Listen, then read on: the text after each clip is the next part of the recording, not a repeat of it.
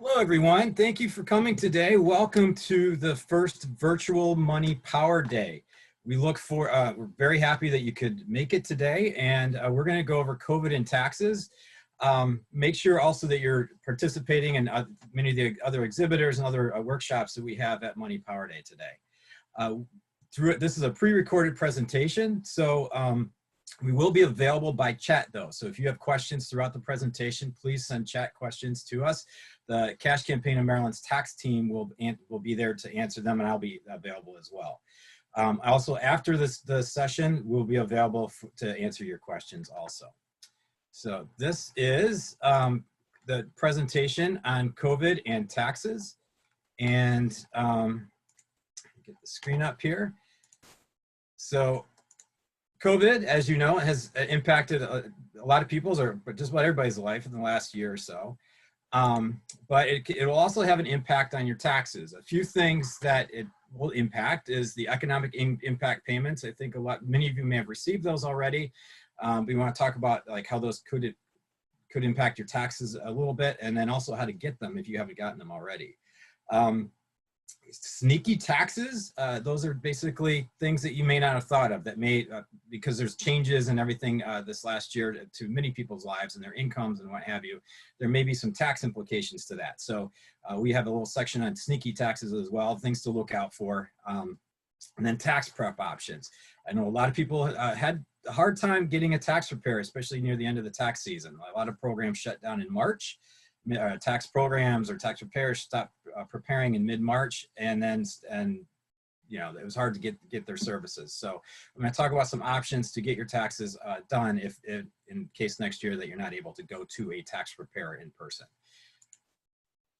So one thing I want to let you know, we were actually recording this in September. So there are a lot of changes to the laws and to the tax world as the stimulus, or excuse me, as the virus has had an impact on us quite a bit. So things are constantly changing. So I'm telling you sort of basically the situation as it is now in September. I know you're watching this in October, but I'm telling you about the situation as it is now in September. Please, it's a good idea just to kind of watch the news and kind of pay attention to things, because things are constantly changing. And Congress and even the state governments are constantly making changes to respond to the virus. So please pay attention to that. And so what I'm saying is good for now in September, but also look in the chat. If we have any updates, we'll let you know those at the time of this presentation. First is economic impact payments, the EIP. So, so a lot of people got it, and they're asking, what do I do with it now? Like they probably spent it already by now, but do you have to pay taxes on that and that kind of thing? So we're going to talk about that, how you get it if you haven't gotten it. Do you need to include on your tax return? Does it include your benefits? Do you like Social Security or other benefits you may have? Does it have an impact on that? And what happens if they gave you too much, and do I need to pay it back? So we're going to go over those here. You'll see here on the left-hand side that there's this treasury check. Some people are wondering if they actually got it, and because they're not sure if they had it or not. They came in a few different ways. First is by treasury check. Sometimes people had direct deposit, went right into an account. And other way, some people actually got a card. And so there's a few different ways you may have gotten it. And the amount was generally $1,200 per person. So the taxpayer and maybe their spouse would be $1,200 per person. That'd be $2,400. Plus, if you had dependents, it could be another $500. So if you're an individual person, you probably got $1,200. If you're married, you probably got $2,400. And if you had dependents, each dependent was worth another $500 in stimulus checks, in stimulus payments. So start off here, who is eligible for the EIP? So US citizens or resident aliens are eligible, people with a Social Security number are eligible, and taxpayers, one thing you should know is taxpayers are not required to work to receive the EIP. So basically most people were eligible to get it. Some people who were not eligible though are someone who's a dependent, an adult dependent, a non-resident, and residency can be kind of complicated, but basically non-residents are considered we're not eligible for the EIP. If you're incarcerated, you're not eligible. If a taxpayer is deceased, they should not have received an EIP payment. ITIN holder, that's individual taxpayer identification number. That's for someone who does not have access to a Social Security card for the most part. And for them to file tax returns, they need to get an ITIN. Often it's for immigrants in the United States. Also, yeah, or if you have no Social Security number. There are income limits to it as well. So the income limit, the highest limits were $198,000 if you're married filing joint, $136,500 for head of household, and $99,000 for all other eligible individuals. So they're pretty high income thresholds to receive it. So most Americans were eligible for it based on income. Some of them, if your income was close to those amounts, you probably would have received a reduced amount of EIP. And so that I'm not going to go over all the thresholds of there, but if you didn't get like you're a single person and you're expecting $1,200 to come, and your income is close to the $99,000 income threshold, you probably got a reduced check or payment from the government for the EIP. So how to get the EIP? So if you haven't received the payment already, don't worry, you can still get it. You're just gonna have to wait a little bit to do that. So people who got it already were those who filed a 2018 or 2019 tax return. And as long as that was filed before October 15th of 2020, just a couple days ago, they would get an earned income payment if they're eligible for it. IRS also had a non-filer tool. And what that non-filer is, not someone who just doesn't feel like filing and doesn't do it. It's really someone who's not required to file and just hasn't filed. So they had a non-filer tool on the IRS website, and you could complete that, and then it would still give you the payment. So even though, basically the Treasury Department was sending out these checks, but it was based, for most people, it was based on their filing, their tax filing with the IRS. And if you didn't file with the IRS, they had a non-filer tool on the IRS website that would help, that would get you the benefit. The final is who else, the other group that got them was based on your Social Security or other federal benefit. So if you receive Social Security, for example, they automatically sent checks to you, or payments, I should say payments, because they weren't always checks, but they would send payments to you if you receive Social Security. Now, there are many people haven't filed, didn't do the non-filer tool, didn't file tax return, they did not receive Social Security. They can still get the EIP payment, but the filing deadline was basically October 15th to get it. But if you file your 2020 return during the next tax season, you should get the EIP payment. And that's very helpful, because you see the bottom bullet point, there are some people who were not eligible for the EIP based on their 2018 or 2019 tax return. If they weren't eligible in 2018 or 2019, they wouldn't get it. They didn't get it this last year, right? But if you are eligible based on your 2020 return, you will get the EIP payment when you file next year. So they really actually look at your EIP filing status and your tax situation and what have you to see if you're eligible to get it. Is the EIP taxable? We have a really, really big no here. So the EIP is not taxable.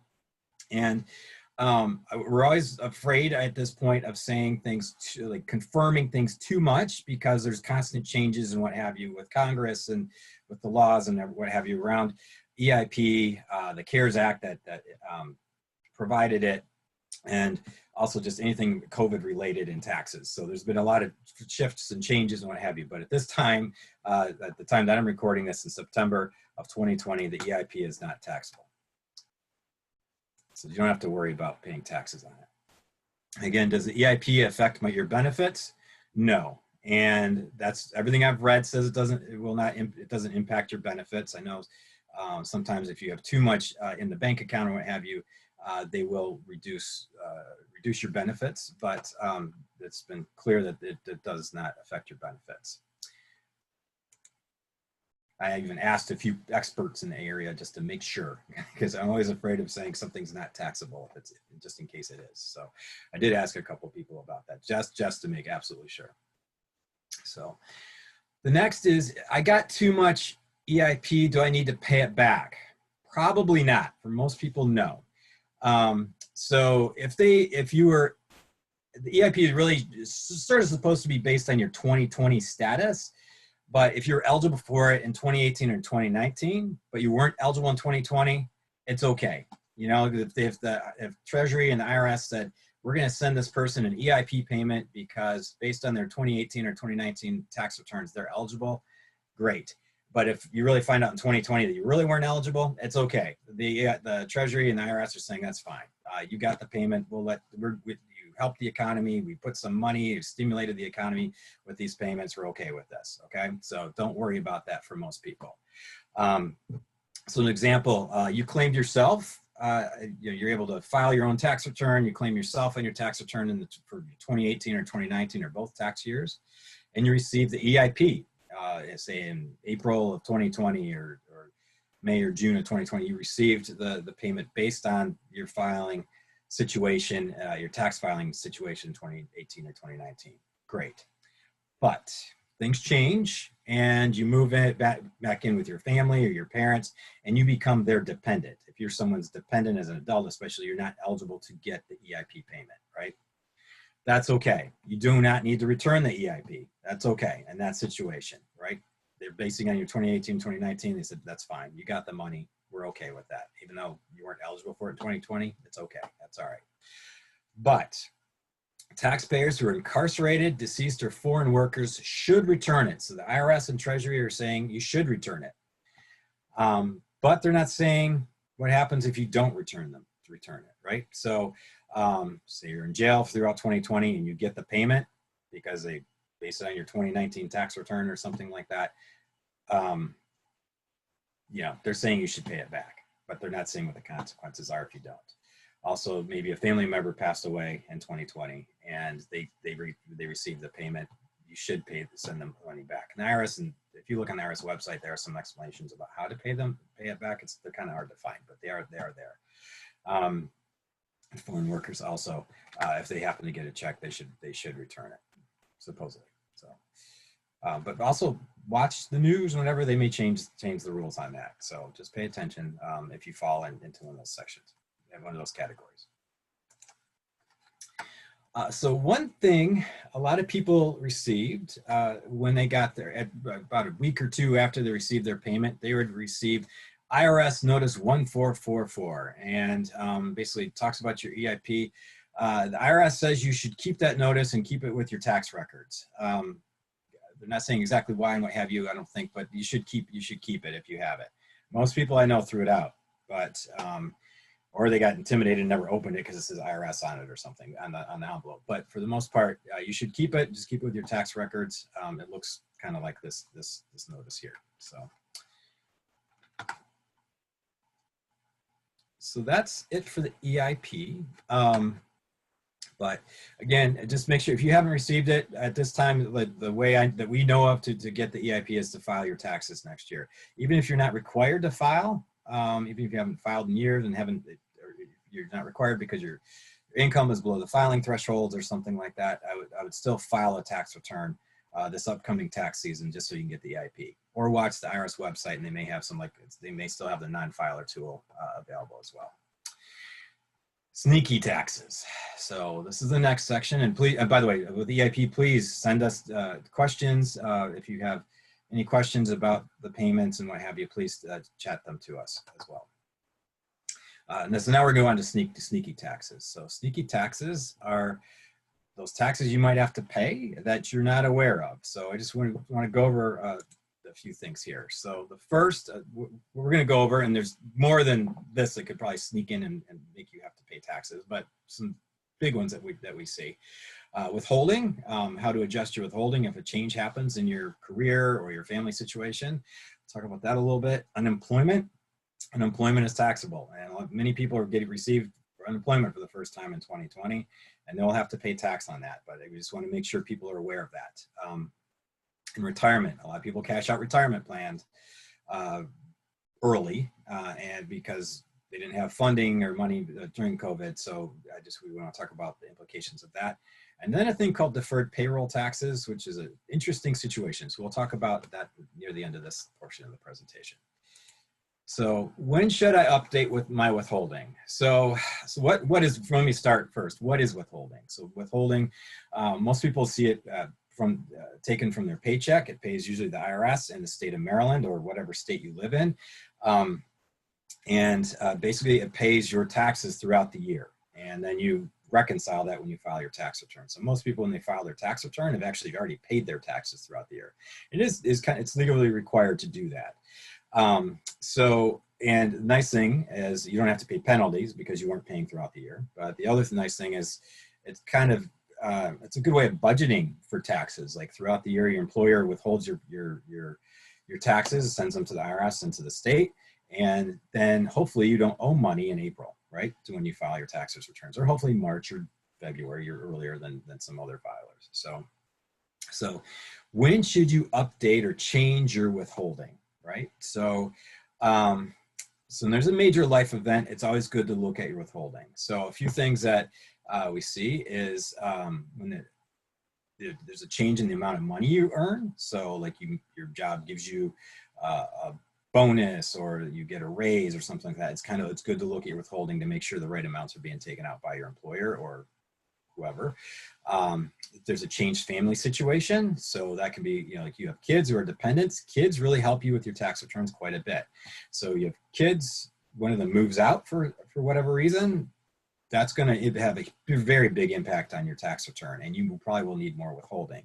Also, as kids age, once they become at age 13 to about 24, you should talk to your tax preparer about different things that could happen. So once they turn 13, for example, like they can't get the any credits you get for daycare, for example. And as they get older, there's child tax credits that you lose, also earned income credits that lose as well.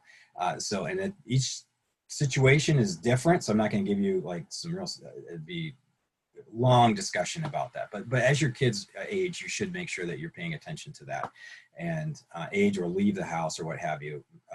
Make sure you pay attention to your withholding.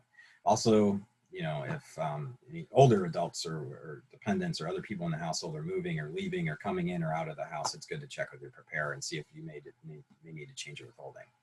A new job, you have an impact on your withholding and how much you should take out. And also, if you owed taxes last year, maybe nothing changed at all in 2020 with your life situation.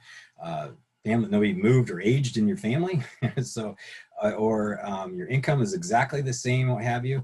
But last year you owed, you should probably have more withholding taken out. So those are a few good reasons to go back to your employer or whoever is paying you some payments and check to see if you need to have more withholding taken out. Most employees, where do you do this, right? So most employees, you go to your employer. It used to be everybody had to fill out a form, and W-4 forms and what have you, and still a lot of places still actually physically have you fill out the form, but a lot of employers actually have you log in to some portal on there and you adjust your withholding there. So just check with your employer, figure out how do you adjust your withholding and check with them. If you're income from retirement or other sources of income, you may want to check with the person or entity that's paying you to see if you can adjust how to adjust your withholding with them. Finally, most withholding is done through like your employer or another entity, but there's a thing called estimated taxes, and we don't call them withholding because it's called estimated taxes. But basically, you can actually pay the IRS yourself throughout the year. And mostly for self-employed. And by the way, this presentation is focused on individuals. If you have questions about your business, I encourage you to go to the small business zone. They should be an exhibitor available after this presentation. So go check with them about your taxes. We have some great people working in that. Anyways, if you have your own business, check with them. But even if you don't have your own business, but you want to pay more money to the IRS and the state, so you don't owe a lot at tax time, you can file a thing called estimated taxes. There's the links for those. It's a 1040-ES form and a 502D form. You pay them quarterly is the requirement. You pay them every 3 months, but some people pay them monthly, or you can pay them as often as you want. So generally, at least quarterly is helpful, is good. So this is what a W-4 form looks like. That's generally for employees, and the Maryland form is MW-507. If you go to the IRS website, and I have a link here, hopefully you can pull it somehow, but just be aware, you go to irs.gov and look up withholding, and you will find there's a withholding estimator, which helps you with the withholding process to try to figure out how much your withholding is. They changed everything around about a year or two ago. And the estimator is getting better, but I'll tell you, it's not real easy or simple, but it is getting better and better all the time. So sometimes it can still be complicated even with the estimator that they have, but that's where you find it, irs.gov, payments and tax withholding. You can just look on irs.gov website though, it's pretty easy to find, and then say, I'm looking for withholding, and that'll come up pretty easily. And the Maryland form is a 507. So that's your withholding. So again, if you have questions about withholding, like something changed in your situation like this in 2020, like trying to figure out like what you should do about withholding, please chat with us and we'll try to answer those questions for you, or ask us afterwards, after the presentation. Finally, also, now unemployment is taxable. So, so first of all, you should be aware when you get to work with the Department of Labor, you want to ask for withholding. Most taxpayers that come to us who have unemployment do not have withholding from their unemployment. So, and it is kind of hard to find it on their website. So any information about it, when I look on the Department of Labor website, it's not there. So you do need to work with Department of Labor, talk with whoever you talk with at Department of Labor and say, I want withholding taken out. They should send you a form W-4V, and they'll take 10% of your withholding out and they send that to the IRS, and 7% goes to Maryland. That's the general rule. If you've had unemployment and this last year, it's taxable. So how much is it? How much is it going to cost you? It just depends, and it varies. And I just put this chart up here mostly just to give you an idea that it's not real simple. So you may want to talk to your tax preparer about it. But for some people, it may not be an increase at all in your taxes, especially if you're under what's called the standard deduction for your filing status. So if you're single and you make under like $12,000 a year total with your unemployment and all other income you have, you're probably not going to have to pay any taxes on your unemployment. But if you're above that and you're single, you will have to pay. And the amount, it depends on what we call your taxable income. So here are the rates: 10%, 12%, 22%, what have you, based on your filing status. Unmarried would be single, and actually I think this also counts for married filing separate. Married and had a household, you can see the amounts. So if you're a single person, say you make $20,000 a year, that includes unemployment and your income from wages or other income you have, any increase you have will be 12% if you're making $20,000 a year or so. So, or actually it'd be $22,000 a year. So anyways, it's just be aware that you're gonna have to pay. And for most people, it's gonna be probably 10 to 12% of it, but it can go up to all the way up to 37%, but that's very, very high income taxpayers. Okay, so unemployment is taxable. Just be aware of that. And if you have questions, please, again, chat with us.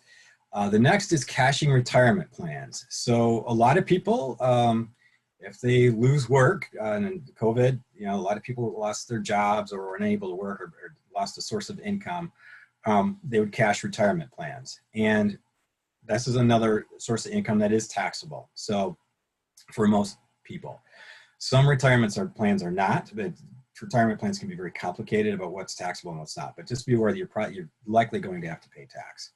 So there's income tax and then there's penalties. So almost everyone who gets retirement income is going to have to pay some kind of income tax on it. Not everybody, but almost everybody.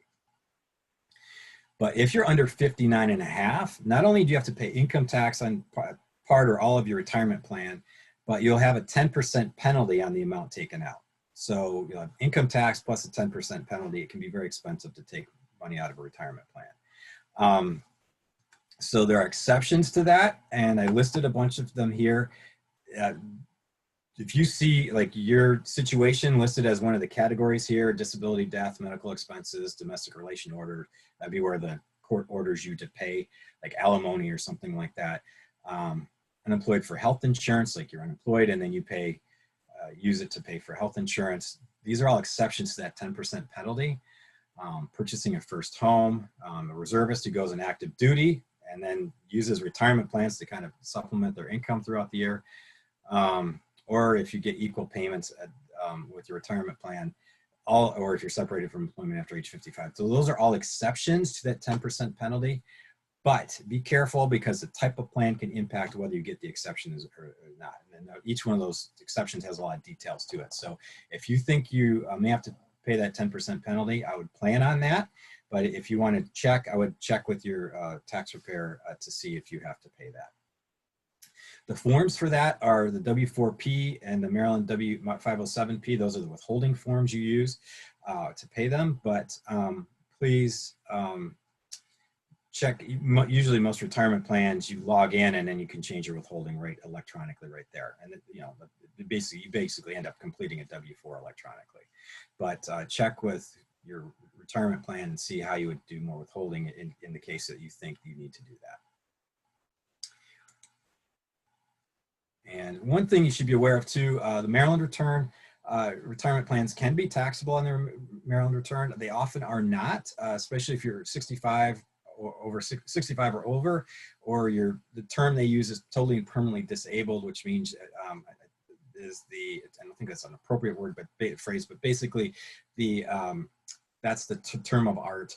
And basically, if you talk to a doctor and because of your medical condition, the doctor says you're unable to work for a year or some other qualifications, you'd be eligible for it. So if you're under 65. So basically this pension exclusion says that you do not have to pay tax in Maryland on your retirement plan. If you're 65 or older, you must be an employee of a retirement plan, or the retirement payment must be part of an employee plan. And all your retirement must be under $31,100. That includes Social Security as well. So, and that was for 2019. The amount's going to probably go up a little bit for 2020, but it'll be around 31,000. So, just be aware that there is an exclusion. You may not have to pay tax on, at least on the Maryland portion of your return, or the Maryland return for your retirement. But again, there's a lot of qualifications and what have you to that. So you may want to check with your preparer about that. Deferred payroll taxes. So deferred payroll taxes, this is a new thing. I think it really sort of happened very quickly in August. And basically what it is, let me tell you what a payroll tax is first. So employees, for example, they pay income taxes and they pay payroll taxes at the same time. And a lot of people aren't even aware of that. Your income taxes are what you see on your tax return, on your 1040 form with the IRS. The payroll taxes are also called FICA, or basically pays your Social Security and Medicare taxes, or payments, I guess we should say that. So they pay for your Social Security and Medicare. So the federal government, I think they're trying to keep as much income in people's hands at this time, just because people are kind of struggling with the COVID virus and the economy struggling and what have you. They said, okay, employees do not have to pay payroll taxes from September 1st to December 31st of 2020. But I believe, from everything I've read, it looks like it's really up to the employer to decide that. And the employers had a day or two, I think, to decide this. So they decide to do that. The employees will see that they do not pay their payroll taxes for those months. So it's deferred, though. It doesn't mean you're exempt from having to pay it. It's just deferred. So you may have to pay those taxes, repay them between January 1st and April 20th of 2021. This is a hot subject at this time. This is mid-September when I'm giving this presentation. Some of these rules may change even by the time that you're actually watching this, but be aware of this and that you may have to make some extra payments. And how do you even know if your employer deferred your payroll taxes? You really need to ask them. And ask them. You can also check your pay stubs possibly if you see there's no FICA or Social Security or what have you withheld. That would be a change. So that means that it was deferred. So I would check with your employer to see if you may need to pay your deferred payroll taxes. At this time, you will have to pay it if they were deferred between, again, January 1st and April 20th. but yeah, you never know. Just watch the news and what have you, pay attention, and who knows what Congress or the federal government's going to do about this.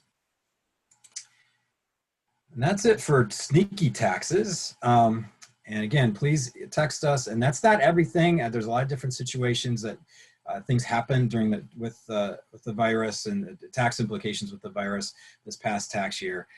Those are some of the more common ones we see. But if you have other questions about other things that we did not list, please ask us in chat. So how do you get your taxes done? So we had a lot of people called our office. I can tell you, you know, like in March and April, saying, how do I get my taxes done? My preparer shut down, the cash campaign, a lot of our free tax sites, all of our free tax sites shut down between March and April. But we still were we're still doing some returns remotely. So there are some options out there. I will say it's going to be hard. I would expect if the sites are, if sites, free sites like ours or even paid preparers are struggling with the virus and what have you, it may be hard to get taxes done. But let me at least give you some options so you know what's available, what should be available this next tax season. So the first, you can prepare your own taxes if you feel comfortable with that. That's up to you. That's a judgment you need to make. But if you look at your tax situation and it's simple as something that you feel like you can handle, I would encourage you to try this maybe. So, so there are different options, free options out there. So first there's the Cash website. If you go to the www.cashmd.org, people make fun of me. I guess I'm older and I say www. I guess younger people don't say www. But anyways, cashmd.org. If you go to our website, we should have some free tax software options available. We should have one now available probably through sometime in November. A lot of the software the free software or the online software shuts down between November and mid-January. So be aware that if you want to do your taxes now is the time to do it.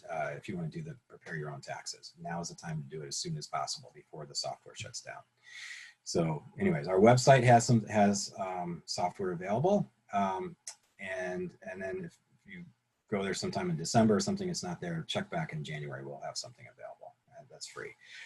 Right now we've got TurboTax, version of TurboTax, it's a free edition. The IRS free file, if you go to the IRS website and look up IRS free file, there are, I think about at least 10 different online free software programs that you can use to prepare your own returns. There's things like TurboTax, the H&R Block free software, and some others are available as well. And that's great. So just be aware.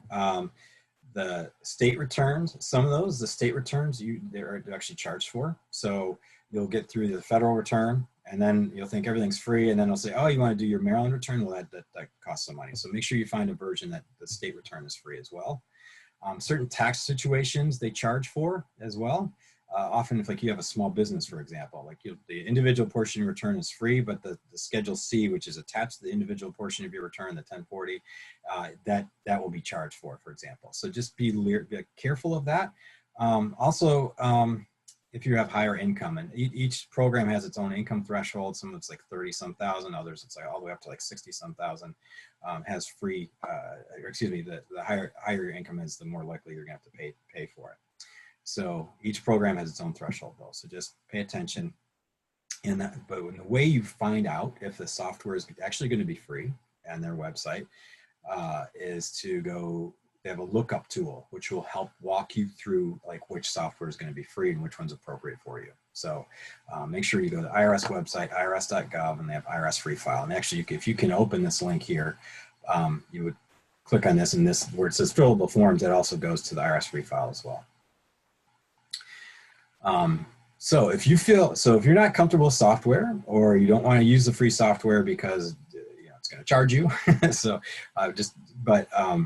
you also have fillable forms. So IRS has the forms, and Maryland also has the iFile.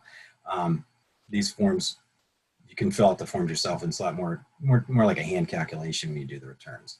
God bless you. I hope good luck with that. And I know we used to do that all the time, 20 years ago or 15 years ago. But I know some people actually really like to do the forms by hand as well. So those are available also. Then there's some virtual and online options. So I know the cash campaign has been doing some online returns or virtual returns as well, and there's different possibilities. We are putting this together. It's September now, and we are putting our programs together, how we're going to do this for this next tax season. Watch our website, www.cashmd.org, but just to let you know, Cash does free tax returns if your income's under $56,000 a year. Traditionally, people have gone to our tax sites to do that, but we are working out different options for this upcoming tax season. So just watch it and we'll have like updates there. But some possibilities that we will likely have is a drop-off service, where you can come to a tax site, drop your information off. Someone will probably talk to you a little bit at least, and then we'll prepare the return, and either you come back, probably won't come back, but we'll probably send the return to you electronically, you sign it electronically, and we file it. So that's one version. The other that we've been doing quite a bit this past, since this last spring, is a remote or virtual tax prep option, where you actually go on our website and you upload your documents, your photos, your ID and what have you, using like a smartphone or a tablet. And you get all your documents, and we prepare the returns.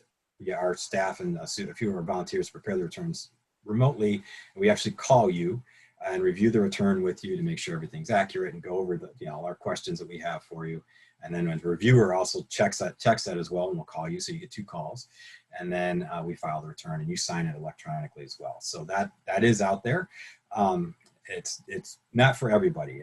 I can tell you, if you're good with computers, some people love it, and other people, if you're not, don't use computers very often, that can be difficult to do. But it is an option out there.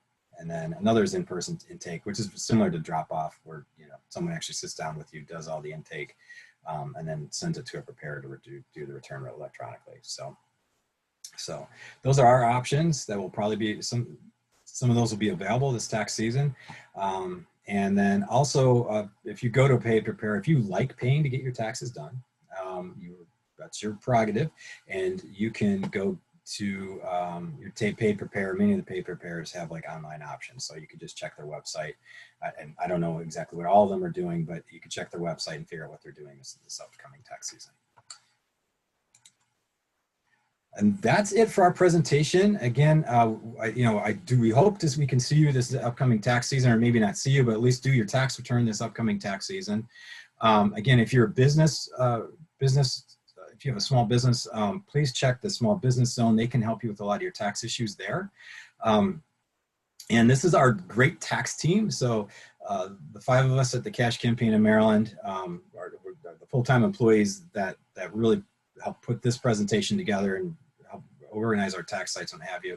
That's a part of us. We also have, I think, around 700 volunteers throughout the state. We have site managers and partners who work with, we don't see that, you're not seeing there as well. But these people here will be answering your questions on chat. So so it's a good group. I'm the guy on the bottom. So I'm the presenter there on the bottom. So there's my email address, rob@cashmd.org, if you have questions. And finally, this is the last page. Stay in touch if you have questions. You can call us. That's our phone number. That goes to all our programs, the tax and financial programs, and what have you. You call that number, you'll get us. Also, info@cashmd. Someone will answer those emails, and kind of, if you have a tax question, we'll send it off to the tax team. And also our website is www.cashmd.org. And thank you. And I'll be available now for any questions that you have. Thank you, and have a good day.